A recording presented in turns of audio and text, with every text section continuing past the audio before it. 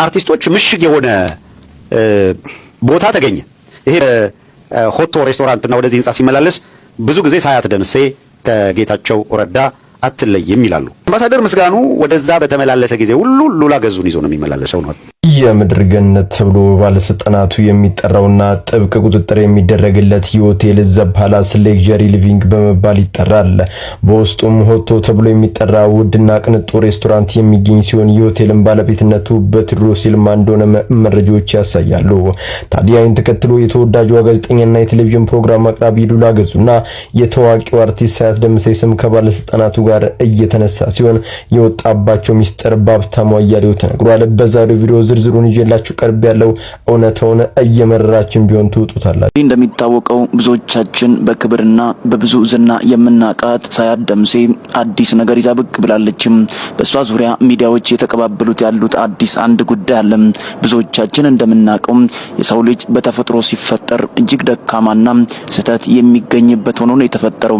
ብዙዎቻችን እንደምናቀው ሳያት ደምሴን ስንመለከታት ብዙዎቹ ስለሷ የሚያወሩት ጥንካሬን ብርታትን እንጂ እንደ ሰው ትደክማለች ብሎ የሚያስቡ ሰዎች ጥቂቶች መሆናቸው እጅጉን የሚገርም ጉዳይ ነው። ምክንያቱም ሳያት ደምሴን ያየ ሰው እጅግ ጥንካሬዋን እንጂ ድካሟን ሰምቶም አይቶም አያውቅም። ያ ማለት ደግሞ እጅግ ፍጹምና ጠንካራ ናት ማለት አይደለም። ምክንያቱም በህይወት አጋጣሚ የሰው ልጅ የሚያሳልፋቸው የተለያዩ ነገሮች ስላሉ በዚህ መካከል እሷ ላይ የተፈጠረና የመጣ ነገር አሁን ብዙዎችን እያነጋገረ ይገኛል።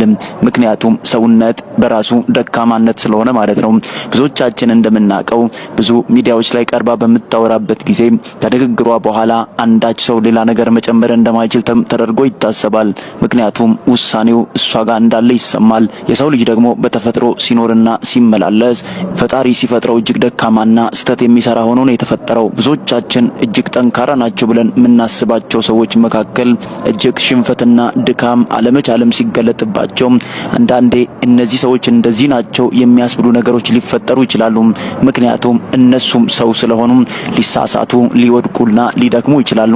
ሳያት ደምሴ በሙዚቃው ዓለምና በመናያቸው የቴሌቪዥን ድራማዎች ላይ እጅግ ተጽዕኖ ከፈጠሩ ሰዎችና አልፎ አልፎ በሚዲያው ላይ ብቅ በማለት ያላትን የህይወት ውሳኔና እንቅስቃሴ ስትናገር ትደመጣለች። ብዙዎቻችን እንደምናቀው ሳያት ደምሴ እረኛዬ ድራማ ላይ ብዙ ልብ አንጠልጣይና እጅግ ጥበቧ የታየበትን ፊልሞችን በመስራት ትታወቃለች።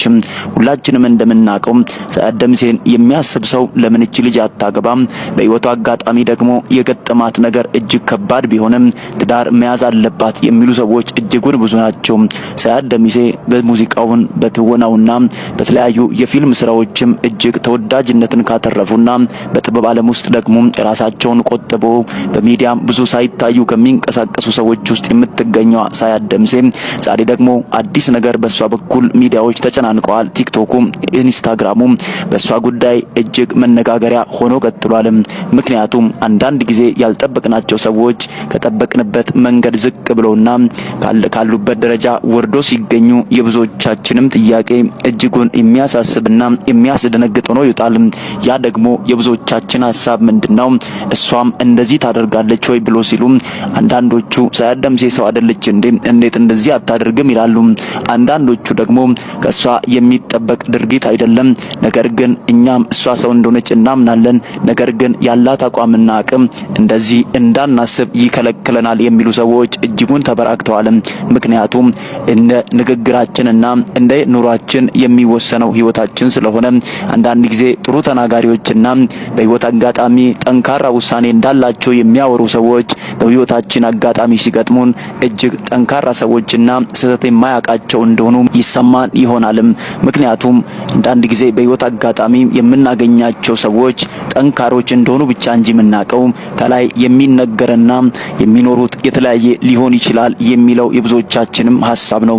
ብዙዎቹ ድንገት የተለየ ነገር ሲወጣባቸውና ለምሳሌ በፊልሙ ዓለምና በሙዚቃው ዓለም ውስጥ ከሚመላለሱ ሰዎች ውስጥ ድንገት ሚዲያ ላይ የሚለቀ የለቀቁባቸው ነገሮች እጅግ አስደንጋጭ፣ ያሳለፉት የህይወት አቅጣጫ ብዙዎችን የሚያስደነግጥና ድንገት ደግሞ ያንን የድብቅ መረጃ ያወጡ ሰዎች ትላንት ከነሱ ጋር አብሮ የነበሩ ነገር ግን ከሆነ ጊዜ በኋላ ደግሞ ያንን ሰው በራሳቸው አላማና እቅድ ውስጥ ሞራሉን ለመስበርና በሚዲያው ተወዳጅነት እንዲቀንስበት በህሊ ተነሳስቶ አንዳንድ ሰዎች ሚዲያውን ላይ ያንን የምስጢር ቪዲዮ ሊለቁ ይችላሉ። ያ ደግሞ እንደ ሰው ትክክል ነው ብለው ማሰብ ከባድ ነው። ምክንያቱም አንዳንድ ጊዜ የሰውን ልጅ ውድቀት የሚፈልጉና ትክክል ባልሆኑ መሰረቶች ላይ የቆሙ ሰዎች አሉ። ምክንያቱም አንዳንድ ጊዜ በእኛ ውድቀት ውስጥ የሚደሰቱ የራሳችንን ገመና የያዙ ሰዎች እንዳሉ በሁላችንም ዘንድ ግልጽ ነው። ትላንት ፍቅረኛዬ፣ ጓደኛዬ ወይም የነገ የትዳር አጋሬ ናት ብሎ ያሰቡ ሰዎች ልቅ በሆነ መንገድ የፍቅር ግንኙነት ይኖራቸዋል። በዚያ መካከል አንዳንድ ክፉ ሰዎችና ልባቸው ውስጥ ትክክለኛ ነገር ያላዙ ሰዎች በዚያ መካከል የሚያሳልፉትን የፍቅር ጊዜ ወይም ያሳለፉትን የመልካም ጊዜያቶችን በቪዲዮና በድምጽ ማስረጃ ይዞ ያቆያሉ። ከጊዜ በኋላ ደግሞ ያንን ይፎስቱና ድንገት በህሊ ተነሳስቶ ያንን በሚዲያዎች ላይ በማሰራጨት የዚያን ሰው ተቀባይነትና ሙያ ሰዎች እንዲያጥላሉትና ሰዎች እንዲንቁት ሊያደርጉ ይችላሉ። ብዙዎቻችን እንደምናውቀው መቅደስ ደበሳይ ላይ፣ ሌሎች ዳናዊትም ላይ፣ ሌሎች ደግሞ የተለያዩ አርቲስቶች ላይ የተከሰተው ነገር እንደዚህ ነው። ሰላም ተስፋይ ላይ፣ ማስተዋል ወንዶሰንም ላይ፣ ብዙ የጥበብ ሰዎች ላይ የሚፈጠሩ ነገሮች አሉ። ያ ነገር የሚፈጠረው ደግሞ ከጊዜ በኋላ በእኛም ህይወት በእያንዳንዳችንም ህይወት ሊወጣ የሚችል ጉዳይ ሆኖ ይቆያል። ሁላችንም ጓዳችንን መለስ ብለን ስናይ የምናየው ህይወት ይሄንን ብቻ ነው። ምክንያቱም ሁላችንም በህይወት አጋጣሚ ያሳለፍናቸው ጊዜያቶች አሉ። በዚያ መካከል የተቀመጡ ዶክሜንቶቻችን ድንገት ቢገለጡ ዛሬ ካለንበት ቦታ ሸርተት እንድንል ሊያደርጉ ይችላሉ።